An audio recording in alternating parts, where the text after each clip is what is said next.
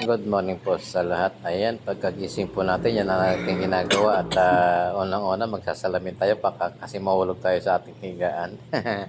At yan ang araw-araw na itong ating buhay, araw-araw natin ginagawa pagkagising. Pagkatapos tayong gisingin ng alarm clock, ayan, hagis dito yung kumot, tapos baba na tayo at magkakape tayo doon sa ating kape at sa maya pinagtatambayan ng mga drivers. Ayan, at salamat po sa inyong lahat at nandito tayo at magkakape na tayo. Ayan, nandiyan na nga po tayo sa kusina at yung aming pinaglulutuan at pinag-iinitan ng mga pagkain mga drivers. Ito yung aming binakang kitchen kasi bawal naman doon sa taas, kaya nandito kami ngayon sa basement. Ayan, nagtitimpla na ako dyan ng kape at pagkatapos kong timplahin yung kape, kita nyo hawak-hawak ko sa aking kanang kamay yung aking toothbrush at tayo ay magtutoothbrush muna bago tayo uminom ng kape. At sa umaga ito lang ang ating ginagawa habang inaantay natin yung oras para tayo ay maligo. At pagkatapos natin magkape, tayo ay maliligo na at tayo ay aalis na papunta ng trabaho o papunta na tayo ng service. Magsusundo na tayo ng ating mga kasamaan sa trabaho. Ayan, andyan na tayo ngayon sa sasakyan. Papunta na po tayo niyan sa ating pick up point kung saan nandoon yung ating mga kasama. Ang unang pipick upin po natin dyan ay yung sa Las Piñas. Ang susunod po dyan ay Parañaque at Sagatagi. At pagkatapos po ng mga pag-pick up natin mayroon pa tayong trabaho dyan kung saan tayo nakakarating dyan at inuutosan tayo ng opisina. Ganyan talaga ang buhay ng isang driver. Magpasalamat na lang po tayo sa Panginoon at araw-araw tayo malakas at pinagpapala niya sa araw-araw. At ganyan talaga ang buhay. Ito po ang araw-araw nating ginagawa.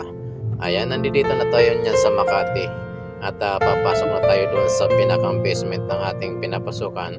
Ngunit yung ating gwardiya medyo hindi tayo napansin kaya dire-diretso na lamang po tayo niyan sa loob. Ayan po ay papasok na kami niyan.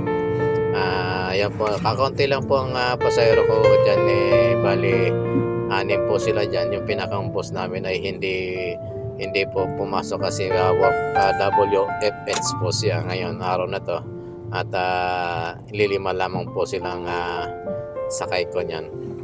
Ayan, at bababa na po sila dyan kasi nakita nyo naman yung elevator dyan hindi ko lang pwede pasok yung sasakyan, kaya hanggang dito na lamang po sila ngayon sa may elevator sa basement.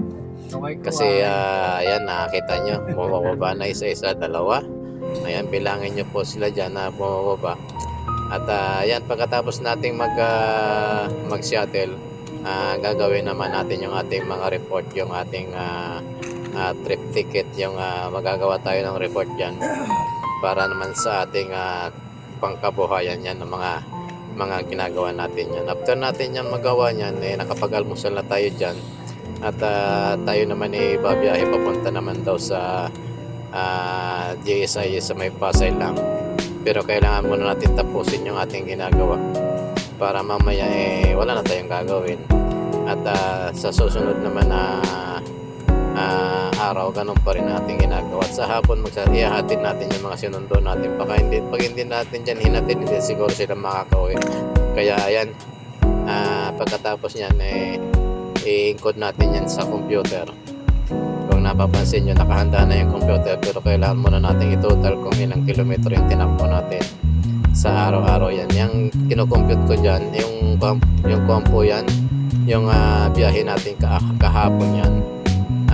Nagpunta tayo ng Quezon City, tapos yung shuttle natin sa umaga at sa hapon i-encode po natin yan para sa ating report na ginagawa or report natin sa loob ng isang quincenas.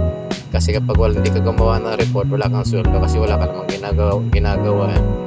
Ganon ang patakaran dito sa amin. Ayan, shoutout po muna sa ating mga subscriber dyan. Magsa-shoutout muna tayo dyan kasi baka hindi natin mag-shoutout. Ayan, shoutout sa inyong lahat sa mga subscriber natin.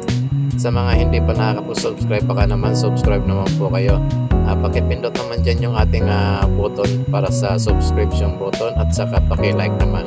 Kung nagustuhan nyo po yung ating video dyan, paki-share naman po para naman po sa ating mga hindi nakakapanood at sa mga bago po sa ating channel, paki-subscribe naman po ang aking channel dyan. Maraming salamat po at ingat po tayo. God bless po. Enjoy.